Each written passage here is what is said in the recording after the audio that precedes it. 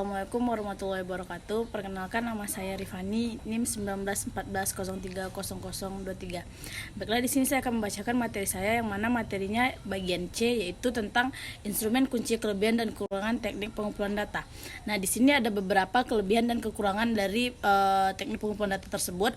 Yang pertama, saya akan membacakan tentang kelebihan dari teknik instrumen kunci teknik pengumpulan data.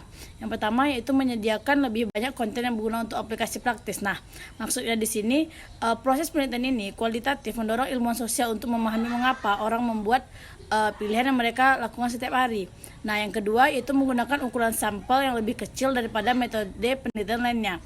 Nah, di sini seperti struktur ini memungkinkan ilmuwan sosial untuk mengumpulkan data dari partisipasi dengan cepat, menciptakan generasi yang kemudian dapat berguna untuk demografis gitu.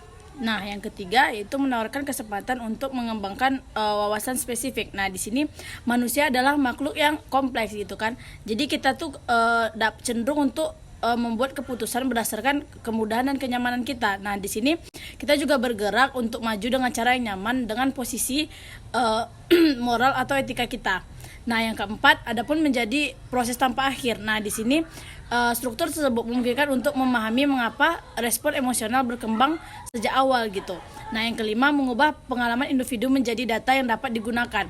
Nah, di sini penelitian kualitatif menawarkan peluang untuk mengubah pengalaman individu.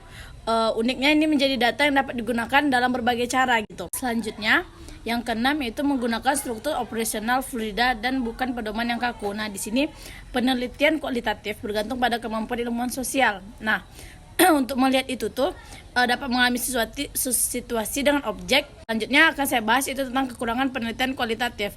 Nah, kekurangannya dari penelitian kualitatif yaitu menciptakannya.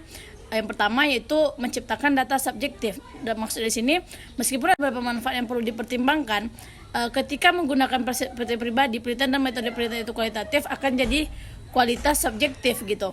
Yang kedua yaitu butuh banyak waktu untuk mengumpulkan data yang mengumpulkan poin data. Nah, di sini salah satu keuntungan atau signifikan dari metode penelitian kualitatif adalah dengan menghasilkan banyak titik gitu. Nah, jadi ketika banyak informasi yang tersedia dalam proses penelitian ini harus ada komitmen waktu gitu. Nah, yang ketiga yaitu tentang tidak adanya penawaran representasi atau statistik. Maksud di sini penelitian kualitatif ini tidak peduli dengan persentase gitu.